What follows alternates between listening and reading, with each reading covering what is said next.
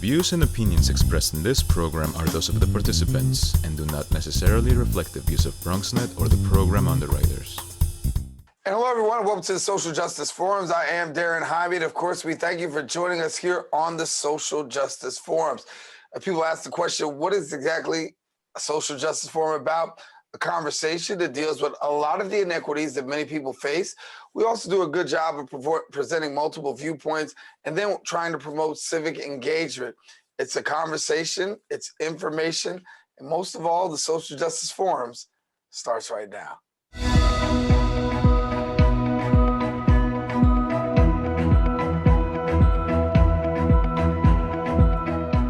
Welcome back to the show. New York City Mayor Bill de Blasio revealed a comprehensive police reform plan aiming to eradicate a legacy of radicalized policing in the NYPD. The New York City Police Reform and Reinvention Collaborative draft plan includes 36 initiatives that are designed to make the NYPD more transparent, more accountable, and more effective. The plan comes before the deadline of April, in which the governor also ordered last summer, which required New York City and all localities within the state to create, pass, and enact a police reform program. On the national level, the House of Representatives also passed the George Floyd Justice Policing Bill of 2021. Democratic lawmakers are actually believing the legislation will reduce police violence against people of color, particularly Black Americans, while improving policing for everyone. The bill also came amid protests calling for an end to racial injustice and police brutality following the death of George Floyd at the hands of police in Minneapolis. We also are now joined in this show by sharing their point of view on the matter. I'm joined by the professor of Rutgers University-Newark and political strategist, Basil A. Smikle Jr. And we thank you so much, Professor Smikle, for joining us. My pleasure. I'm glad to be here. Let's get right at it right now. As we talk right now, we know that Derek Chauvin is facing charges in Minneapolis for that of the death of George Floyd. We know that nationwide, there's some police reform bills that have been going on. Talk to us about how you're viewing police reform in this season. Well, of course, as you had mentioned earlier, it is in a response to a summer of unrest and protest and mobilization in the wake of George Floyd and Breonna Taylor, and the one-year anniversary of her killing was just over the weekend. So it's appropriate for us to be talking about these reform efforts in this season. And, you know, when we look at what's happening nationally, we saw other reforms being promoted and produced by the legislature in the last term under President Trump, but with the Democratic through the Democratic House, which really unfortunately didn't get as much traction because you had a different party in the Senate and certainly in the White House. So the expectation now that we have both a Democratic House and Senate and a Democratic president, that we'd be able to move some of these reforms more quickly. But I will tell you that one of the challenges, and it's a very important challenge, to making sure that a lot of the reforms that are promoted nationally actually have teeth and that they stick, is that when you look across the country, there are over 18,000 law enforcement agencies around the country. And because we have the system of federalism that we do, where so much autonomy is at the state level, that it becomes really difficult for any national reforms to take hold, you know, in the streets, in the local jurisdictions, by the time all of that policy is filtered downward. So it's an important step. It's an important sort of overarching and umbrella piece of legislation. But the real challenge is how will it be implemented at the local level with so much fragmentation that we see across in our governance. Yeah, but talk to me a little bit about this. When former President Donald Trump was in office, one of the first things he did was take out the Department of Justice's, or I should say the Civil Rights office right out of the White House. The Department of Justice not really doing enforcement in terms of these crimes. We understand that things are being handled on a state level. New president, new administration, new attorney general. Are you optimistic that with federal charges possibly pending in several cases now, we might see more federal activity given the fact that there's been a change of a presidential administration. I am quite optimistic. If you listen to Merrick Garland in his confirmation and in the subsequent comments after that, you really do get the sense that this will be a very different Department of Justice. It will be both accountable and it will be independent, and it will have the offices and the officers that will be able to handle these and adjudicate these matters quite effectively. And I think you raise a very important point that when Donald Trump took office, he, in basically every agency across the federal government, took out any offices, bureaus, branches that enforced and oversaw protections for people of color, for women, for members of the LGBTQ community. And as we now see President Biden in his first few weeks and months in office, if you really think about what he's been doing, he's essentially been rolling back a lot of what Donald Trump did. He's actually been putting some of these offices back, restoring these positions to their full strength and authority. And that's very important as these cases are looked at across the country. And even when you have differences in political party leading local jurisdictions or states, you can have some comfort that the Department of Justice will at least be a somewhat independent office that will look at these issues much more carefully and with less of a partisan eye. Yeah. Talk to me about locally. I mean, here in New York City, of course, we know the mayor's got a police reform plan. How are we seeing police reform playing out throughout New York City?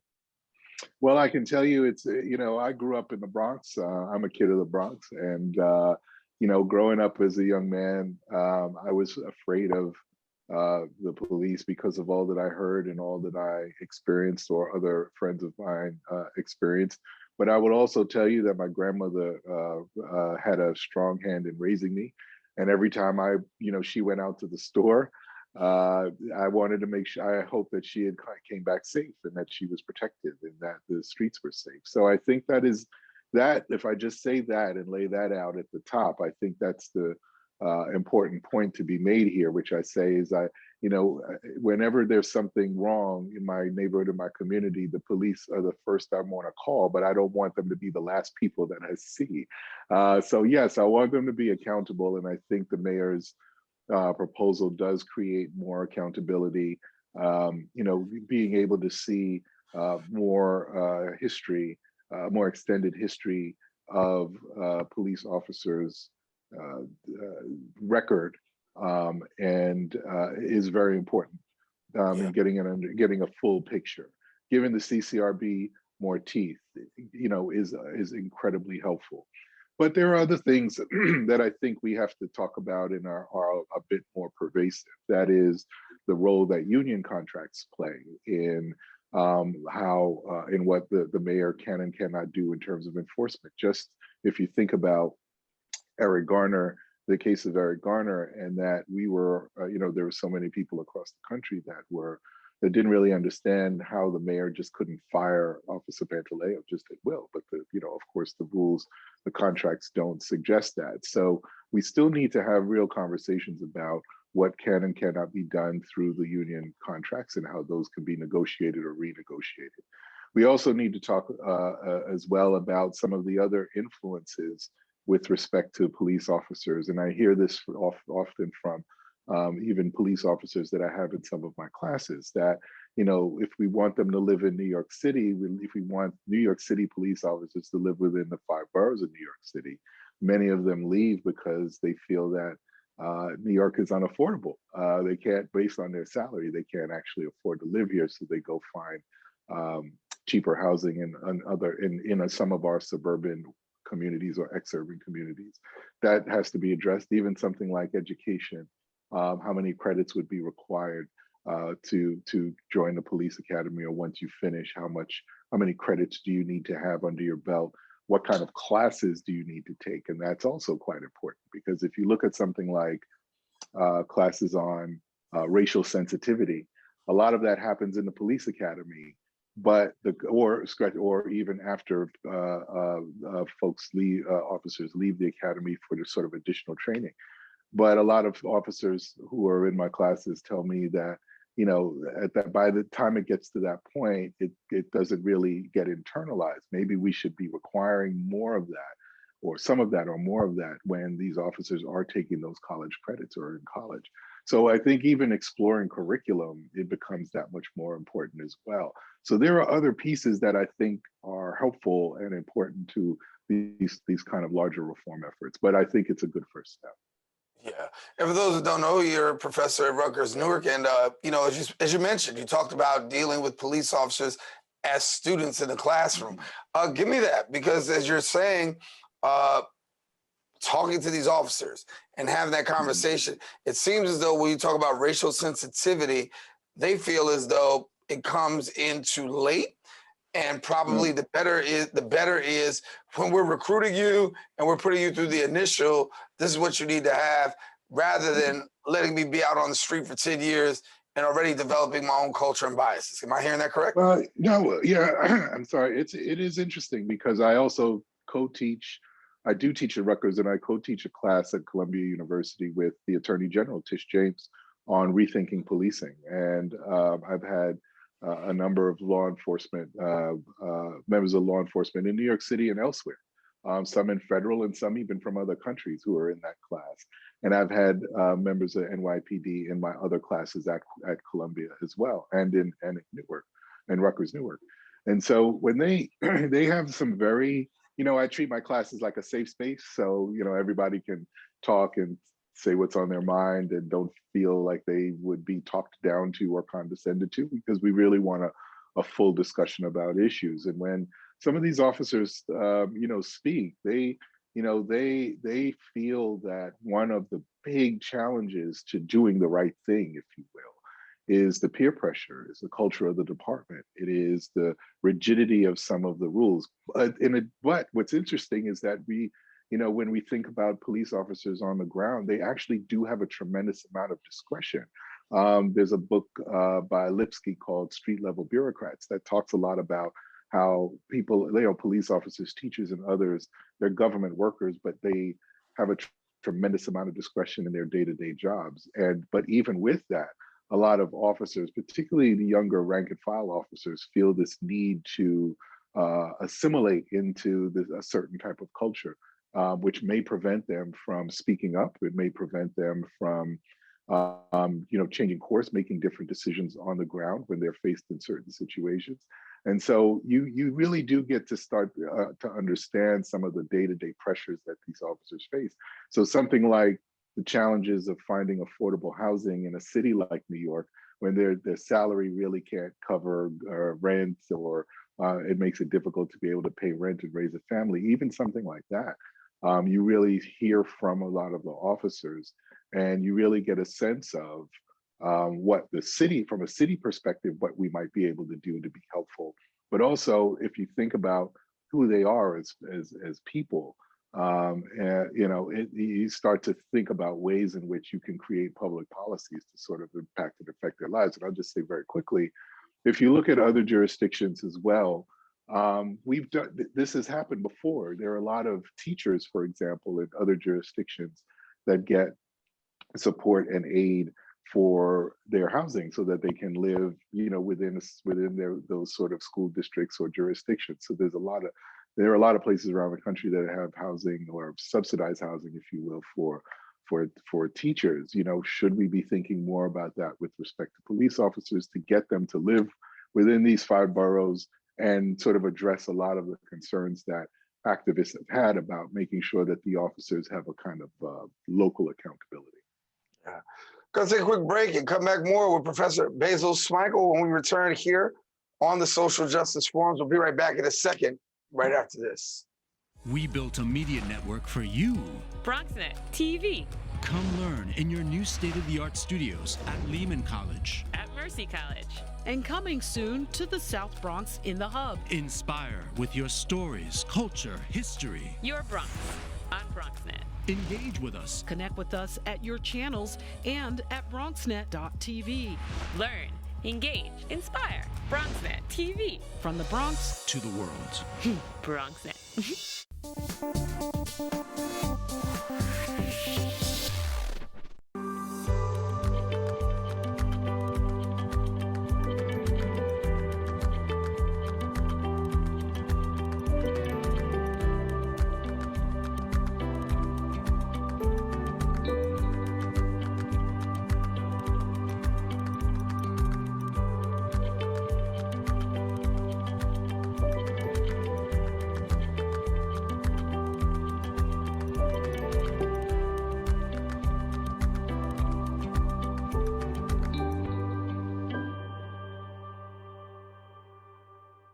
We're back here on the show, continuing our conversation with Professor Basil Smikle, talking about police reform, talking about New York City, talking about the state, and also, listen, national and international.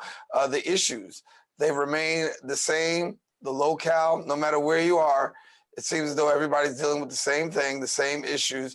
And the question is, how do we actually address? And so, Professor Smikle, let's go a little bit further. Before the break, we were talking a little bit about the work that you're doing. Talk to us about, where you are, and you say you teach at Rutgers, but also not Rutgers, but also Columbia. Yeah, that's right. I've been a professor, an adjunct at Columbia which is where I got my doctorate. I've been and my doctorate's in education and politics, but I've been teaching a class in the School of Public Affairs, which is where I got my master's as well, on public sector marketing, planning, and communications. I co-teach the class, as I mentioned, with the Attorney General of New York State, Tish James, on rethinking policing. And then Rutgers, I teach at the School of Public Affairs Administration, different classes on public policy and research methods and nonprofits. Yeah. So when you talk about rethinking policing, let's stay there for a second, talk a little bit about that conversation. What's it like to be able to have that conversation with police officers? I, work with them on a frequent basis, and I hear from them, boots on the ground, morale is low. Don't really want to have these conversations because morale is low and everything is bad, bad, bad. But the reality is the majority feel as though, we're not that number. So talk to me about what are you hearing? What are you feeling? Yeah, I know. I hear the same things, that morale is quite low. The police officers themselves say they want to be better. They want to do better. They want better relationships with the community. You would find that a lot of them do go out of their way to have really good relationships in the community. If you look at New York City specifically, you'll see, that there are precinct community councils, which are designed to have strong relationships between police precincts and local community leaders and residents. So there, and if you go back to even the Dinkins administration, he wanted to have a stronger, he was asking for more police officers, but those police officers largely were going to be redeployed or deployed in such a way that there would be a stronger relationship with communities. So we can have conversations about, do we need more police? Do we need fewer police? But it's also about how we deploy them. And, one of the things that's really interesting is if you go back and, think about CompStat, which is that statistical, which is that program, that sort of process whereby law enforcement agencies can track crimes and how, depending on the crimes that are sort of included in this, they can track crimes geographically and figure out how to redeploy officers in certain areas. But one of the things we don't do is use that same kind of technique to track, quality of life crimes, quality of life violations, if you will, or changes in quality of life. We don't use it necessarily to track when officers do good things in the community. And that's something that I hear from a lot of the officers as well. And so there is a need to change. They realize it. Of course, we on the community side have been feeling it for decades. But if I think in terms of their morale, I hear it from the officers all the time. Yeah. One of the things that's being discussed right now is deployment. When we have situations where you have a person that has mental issues, the question is, should a police officer actually be deployed for a 911 call when it's in regards to that? Or are we seeing more of, as it was a proposal, of having mental health professionals actually be deployed, because this could possibly mitigate loss of life and injury? Well, you might need both, right? Because there may be situations where the person might be violent and the police officer will need to be on hand to help diffuse, de-escalate that situation. But also, we have to also recognize that there are people who are trained professionals in this area that may have an ability to do that as well, not by any use of force, but by words, by other actions that they're taking that can help diffuse or de-escalate situations. So I think police officers will tell you the same thing, that there are a lot of situations that they're called in to intervene in, and they don't either feel that they shouldn't be there, like they don't need to be called for such incidences, or that they could have someone with them that is more trained to handle these situations, so that they don't have to be the sort of the tip of the spear, if you will, that they can be there in a support capacity and have someone else who is trained with in the areas of mental health to be there and sort of take the lead on how to, as I said, diffuse or de-escalate situations. So the police officers themselves will tell you that there needs to be a change in the kinds of calls that they're being asked to show up at, and how they act in those moments. But certainly that's an important conversation that needs to take place, and I'm glad to see that in some areas it certainly is taking place, as well as it is here in New York City. Yeah. A lot of public controversy about when you see a situation, such as the George Floyd situation. You've got the family of George Floyd. We know that they'll receive a $27 million payout in a civil suit. This while the criminal trial is going forward. Your thoughts about that? When you hear people say, listen, the civil suit is the family's way of selling out before the verdict is even there, not believing that the verdict is going to go in their favor. We know there's a lot more to it than just that. So can you kind of like deconstruct that a little bit? Sure. for public understanding? Sure. Listen, you don't want to, and I think we have to be careful here, just as the general public, not to castigate the family, not to throw stones at them, not to come to conclusions about why they made the decisions that they made. This is a very tough time for them, and they have to make decisions about what's good for themselves, what's good for the family. One of the key takeaways for me is that as this is proceeding through its criminal phase, the family needs to make sure that they feel some sense of justice, whether they can get that in monetarily, or they can get that in terms of a criminal trial. They deserve the right to feel some sense of closure, or if not closure, then justice. And we should not take that away from anybody. People will feel it and receive it in very different ways. But I think there's this sort of larger point about accountability that certainly is important here, because as we think about that number, what is it, $27 million? Just think about how much cities, municipalities pay out in restitution, and when they pay families who've lost loved ones or who have been victimized by police brutality. What if we put some of that funding, probably a fraction of it, into some of the training and supports and redesigning of departments at the front end?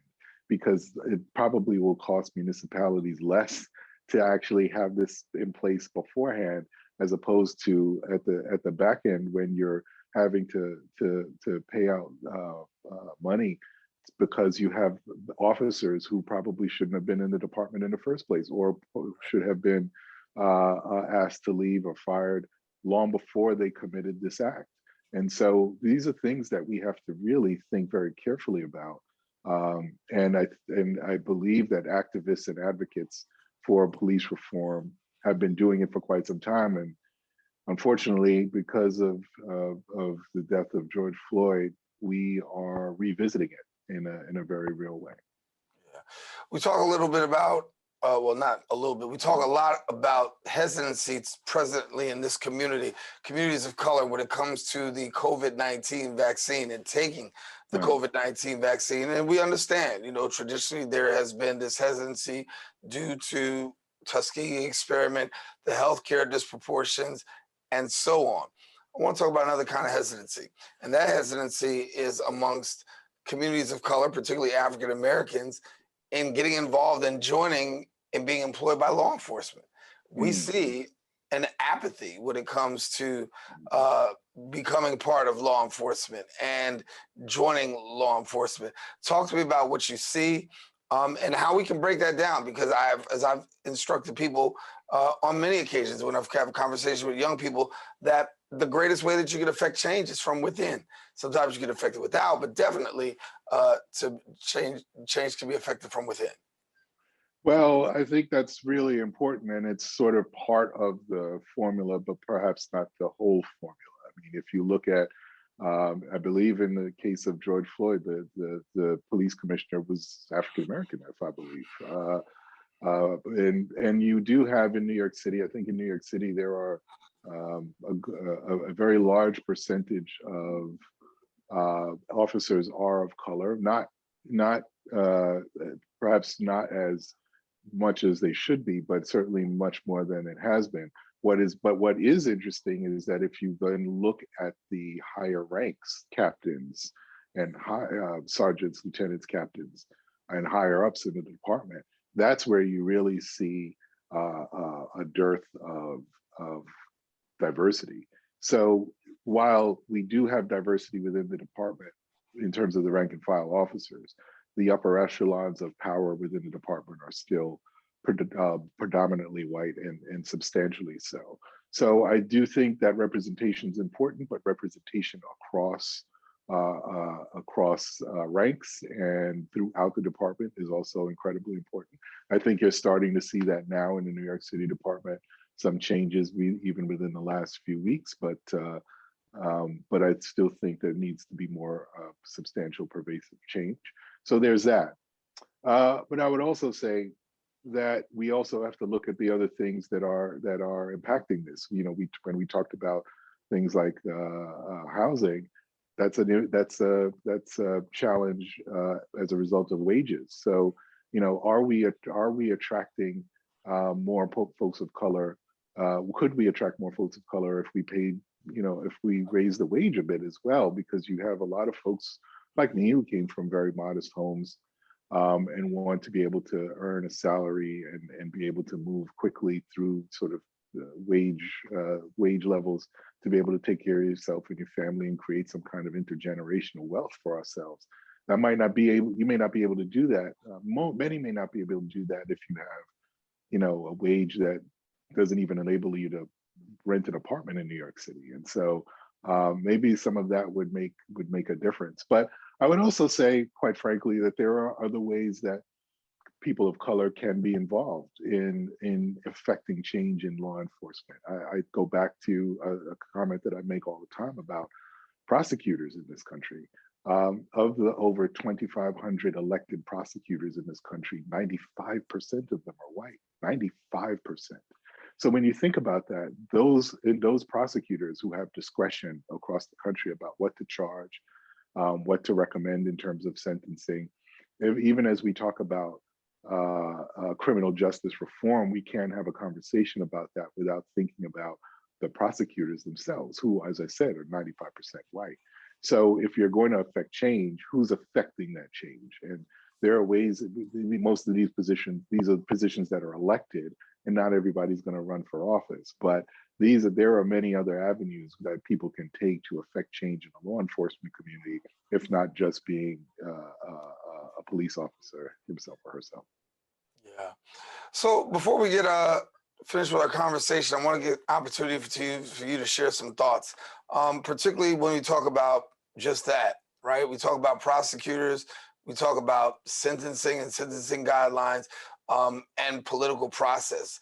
Are you finding, given the current state of affairs now, that there is more engagement from a political level? Because when you talk about the police department, we know the whole thing. Everything is political. Police department, your sanitation, everything. Are you seeing more local engagement in the area of being politically active? So absolutely, I think we are in an era right now where there is a substantial amount of political engagement and mobilization. It's different from when I was growing up, and maybe my parents and relatives were younger, where even my parents came from Jamaica, but even there or here in the U.S. during the civil rights movement, when you had a number of leaders, the Black church was central to a lot of that mobilization. It still is. But what we're also finding is that social media in many ways has small d democratized the movements, so that there isn't one leader, there isn't one local leader or one national leader, that everyone can step up and lead. And you've seen that happen over and over and over again, certainly within the last 10 years, but or just fewer with social media, but within the last year, you've seen that substantially. So what I'm encouraged about, or what I'm encouraged by, is that there are so many young people who are just moved to action, and that there is across the board realization that elections have consequences. And so even if you come out of New York and you look at some place like Ithaca, New York, which is where I went to college, undergrad at Cornell, very small town, it was like 30,000 people, but the college is probably half of that. And you have a young mayor who's an African-American, a guy named Savante Merrick, really young. I don't know if he's even 40 yet. But he has come out with a decision recently to basically disband his police department and start from scratch and implement a lot of the reforms that we've been talking about and others have been talking about. Now, I think there's only 4% African American population there. They probably also, most of those probably actually go to Cornell as well. So it's a largely white community and a very small community. So it doesn't have the diversity of and the size of a place like New York. It doesn't have the income diversity that New York City has. Well, we want to thank you for coming and being with us and sharing your expertise here on the Social Justice Forums. Glad to have you with us, Dr. Basil Smikle. Thanks so much. My pleasure. Thanks so much. All righty. Listen, I want you to stay with us. We have more show. We are going to take a quick break. We'll be back with more coming up right after this.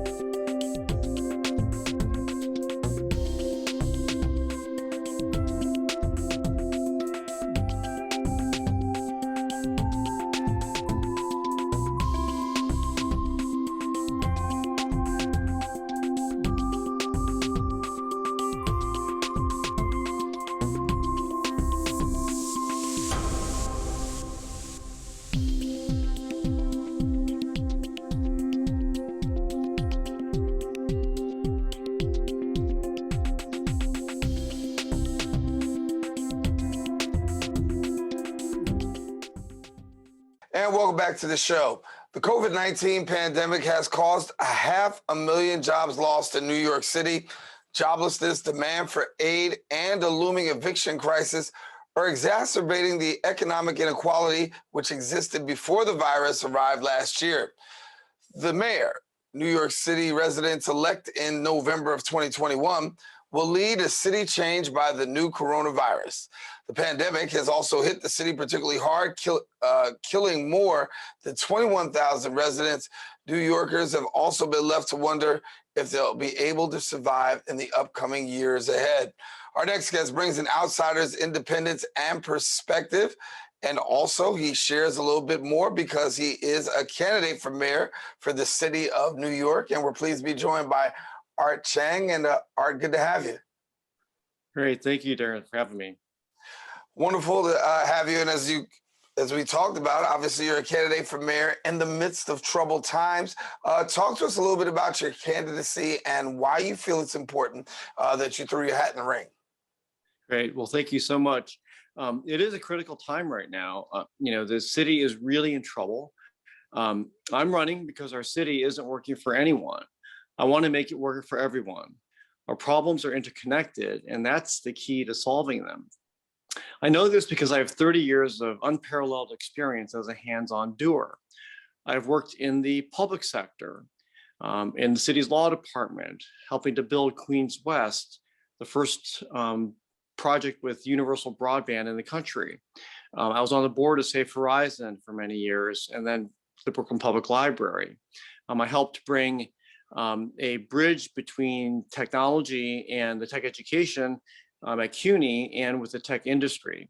And then I spent 9 years on the campaign finance board for the city and co-created NYC Votes.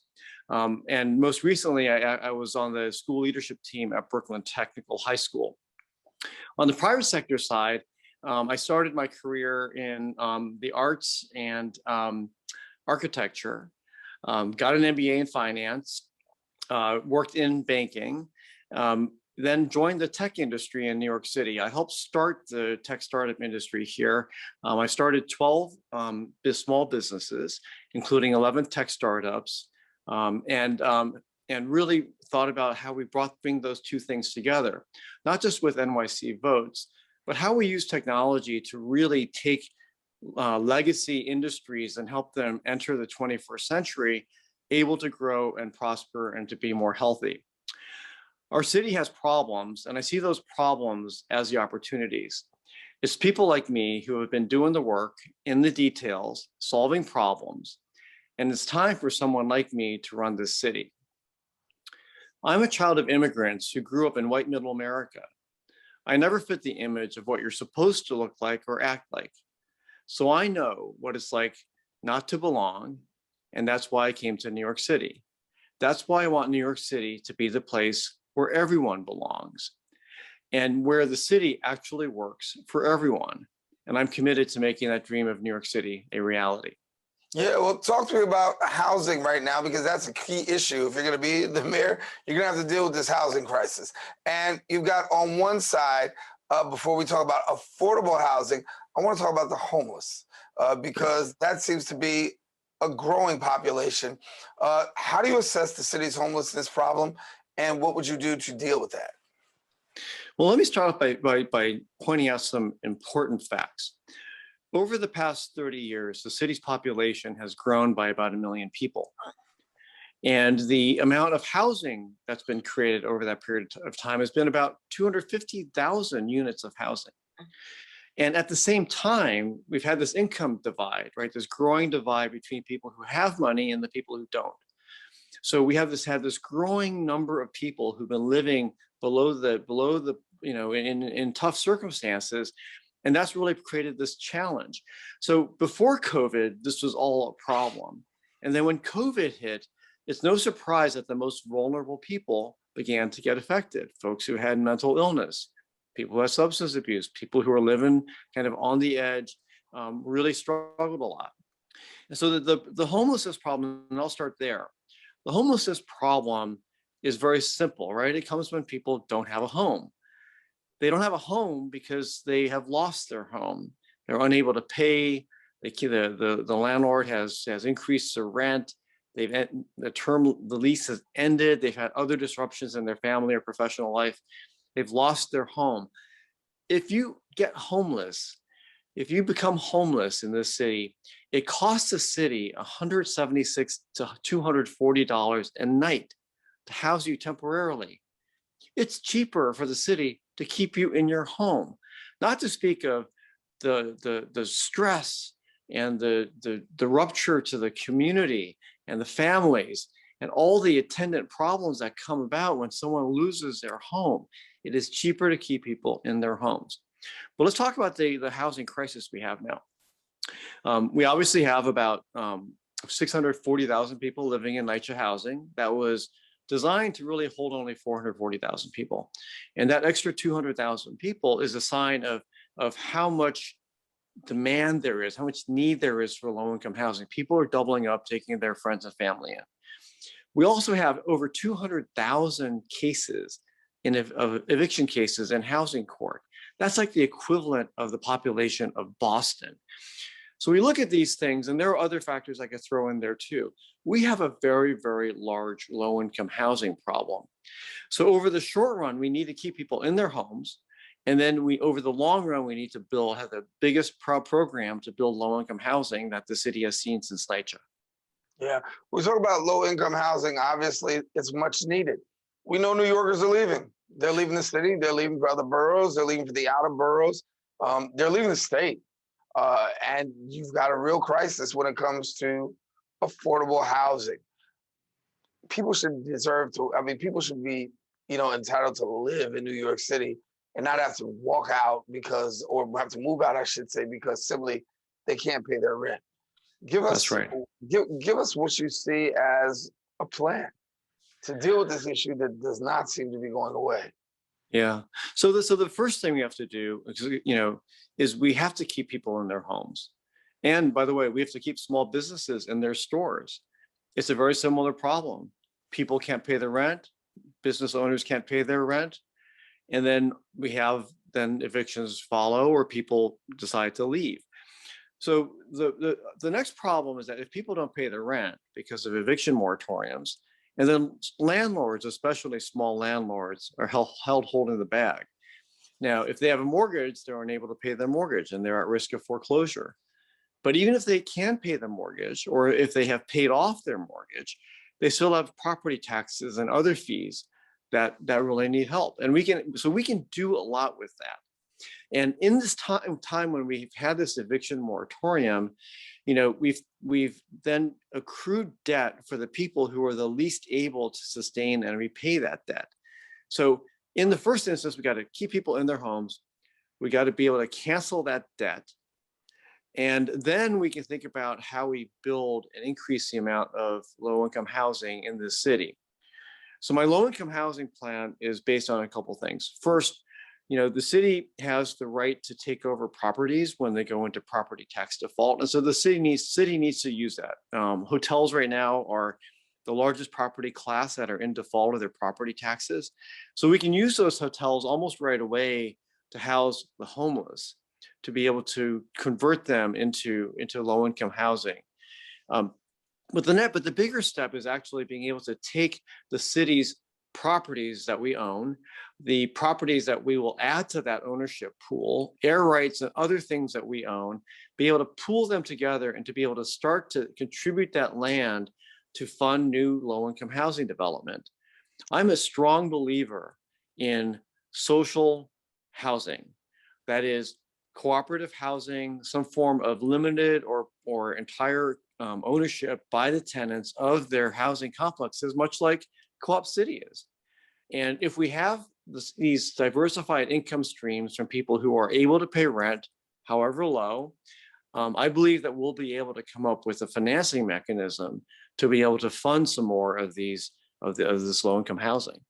Yeah, I want to talk about the other problem that is going on right now, and that's a problem that the mayor is having to deal with, and a lot of New York City residents upset about the fact that you can't go out and eat. On the other side, you've got restaurants, and you've got small businesses who are now getting to the place where we're probably getting to 50% capacity right now, and restaurants are saying, we can't make it. And already, many have already closed the doors. How do we deal with the restaurant crisis and the return in this reopening to be able to stabilize them? Because this is a crucial part of the city's economy. Absolutely. And restaurants are not just a crucial part of the economy, they're also a crucial part of our social fabric. When you walk down the street and you see these empty, boarded up storefronts, that takes away from your sense of community. You know, and for some of the smaller mom and pop stores where you might get a cup of coffee and the owner knows exactly what you want, that helps you feel like you belong in a community. So we need to be able to figure out how to keep them in their places. So I go back to some fundamental principles. The rent moratorium needs to stay in place. But, you know, having been a small business owner and having worked in almost every job in a restaurant, I can tell you that there are fixed costs that are very, very tough for restaurant owners. Things like property taxes, the rent. There are all these inspections that create a lot of overhead and inevitably result in tickets and fines. And then there's the whole liquor license issue, and then the ability to be able to expand capacity to the sidewalk. So as mayor, I would extend the sidewalk permits to the spring of 2022 at a minimum. And then think about a holistic redesign of the streetscape to allow more curbside and sidewalk dining so that owners have this ability and this incentive to be able to reinvest and see the light at the end of the tunnel where they can recoup the investment from some of these, you know, very fancy, you know, sidewalk type enclosures. Also, I want to talk about the arts because that's very important during this time. They've also been adversely affected. And, you know, when I think about schools, I always talk schools, one of the first programs to get cut, music and the arts. That's right. That's right. And it's been very tough. And as if you're a parent, you know that there is currently a huge insufficiency of the arts in our schools. It needs to be much more prevalent. It needs to be there in more abundant quantity and quality and diversity. And it's just not there. And so we need to bring that back. And that, by the way, is a source of employment as well for artists.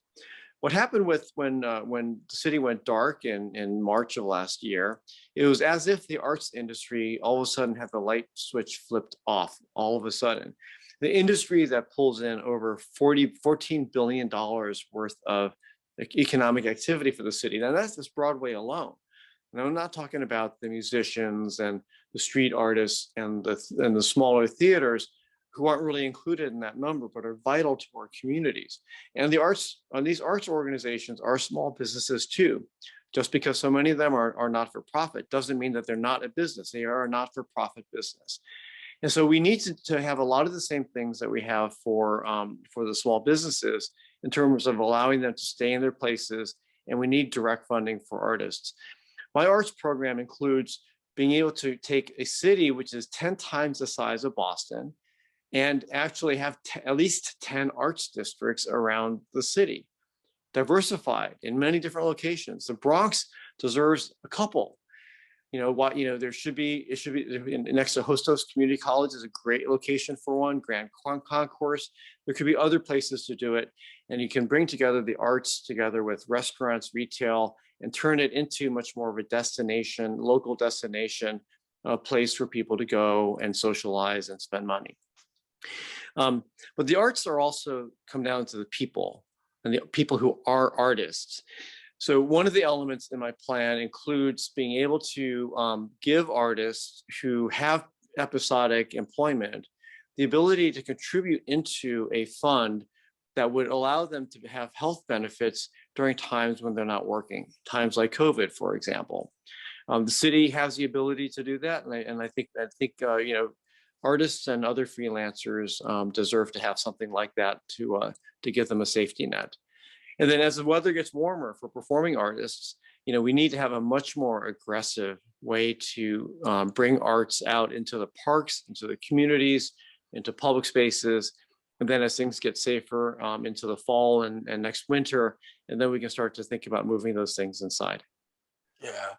I want to talk about a lot of what we talked about with our first guest, which really was the policing and dealing with police reform here in New York City. Obviously, the mayor has announced new police reform tactics, talking about dealing with the issue of radicalized policing. Talk to us about your vision for policing and how you see that playing out in New York City. Yeah, absolutely. The mayor's plan is definitely going in the right direction, but it does not go far enough. To me, the biggest problem is in our definition of safety. If we believe that police and safety are directly connected, and then to get more safety, you just add more police. Well, clearly, it hasn't been shown that way. We have right now, about 36,000 patrol officers, which is about the historic norm, over the past 30 years. We did increase a bit in the 90s, but that's come back down to more historical norms. We're among the top 4 cities in terms of number of police officers per population. And so we need to actually think about, are we getting what we pay for? And I would argue that we're not. There are 3 things I think that really matter. The first is that the issues with the police have to do with governance. Currently, the police chief is the only person responsible for discipline in the police department, while the mayor's proposal, takes a little bit of softening of that. It's not definitive. The police chief still gets to make decisions based upon his own individual purview. The second thing is that we think about how we respond to crises. 94% of 911 calls around the country don't require armed intervention. So why do we send armed militarized police officers into every situation? We need to have a different method. We need to try unarmed violence interrupters with mental health professionals and social workers who are operating 24/7, 365. And then the third thing is really has to do with the criminal justice system. We need to end, the school to jail pipeline, and many others have talked about that. But the definition of safety should come out of a healthy community.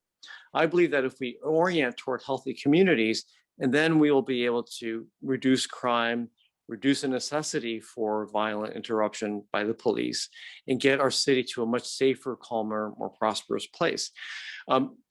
One thing I do want to mention, which is super important, is that we cannot have one-size-fits-all strategies. Not every community is going to be prepared to go immediately to an unarmed response. There are communities, especially where gun violence is high, who are calling for armed officers on the street. I think that a mayor must respect those asks from the community and be able to get those police officers on the street, in the places where this violence is occurring on a repeating basis. This doesn't mean that we have to do one thing or the other, but it means we have to try these things, and we can look at the data, we can study them together, and we can work with our communities and the police department to figure out what the appropriate responses are. Give me a little bit about racial tension. I mean, obviously that's big. It's not going away. A mayor has to be sensitive to the racial tension, particularly in communities of color, when it comes not just to police, but also just in equity, jobs, employment, finance. How do you deal with the racial inequality that's out there? That is going to be a big project. And I'll just say something about the Asian community, because we've certainly seen a huge uptick in anti-Asian hate crime. And it is 10 times more than it was 2 years ago. It is the only ethnic group that is being targeted at an increasing level as compared to others. And one of the things that I think is unknown is that the Asian community in New York is actually has the highest percentage of our community is below the poverty line as compared to any other ethnic group. And we also have the biggest income divides within our community. So I believe that one thing that we have to do is we have to find commonalities among all of us, that the experiences of Black people in the city are not too dissimilar from some of the experiences of very poor Asians in the city. And I think that we need to increase the level of investment and equity that goes into these communities. right? Healthcare, schooling, jobs, workforce development. So when I talk about my marquee plan, which is universal childcare, what I would like to do is to be able to deliver that childcare first in the communities of the greatest need. This would allow the parents, and particularly women, to be able to go back to work or to finish their degrees or to advance themselves and their families in a way that would then advance their entire communities. And so prosperity and eliminating this inequity and will lead to elimination of injustices, in my view, coupled with a saner, policing effort. Give me a little bit about how you see things playing out going towards the election. What's it going to be for you, and getting your word out, given the fact that we're not really able to really socialize too much. And with the vaccine coming, of course, things will be reopening softly, but you got a campaign that's fast moving. That's right, absolutely. I entered the race late, and about 11 weeks ago. And I just will say that, at this moment, I'm a dark horse candidate. I've raised relatively little money compared to the others. But based on the polling last week, we broke out into the 10th position, just behind Ray McGuire, who has raised more than 100 times more money than I have. It's it's still too early to really place tremendous bets on how things will turn out. We have to remember that in 2013, at this time, Anthony Weiner was in the lead, Chris Quinn was second, and Bill de Blasio was polling number 6. So we'll see what happens in April when candidates get on the ballot. I expect to be on the ballot. As we start to see where the attention goes. For me, as an underdog candidate, being digital is not a bad thing. I can reach as many people as I need online. It saves me the time of commuting to and from places.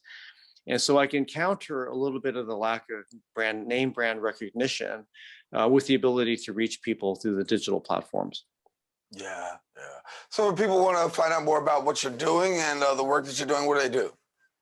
Well, they go to chang.nyc, that's chang.nyc.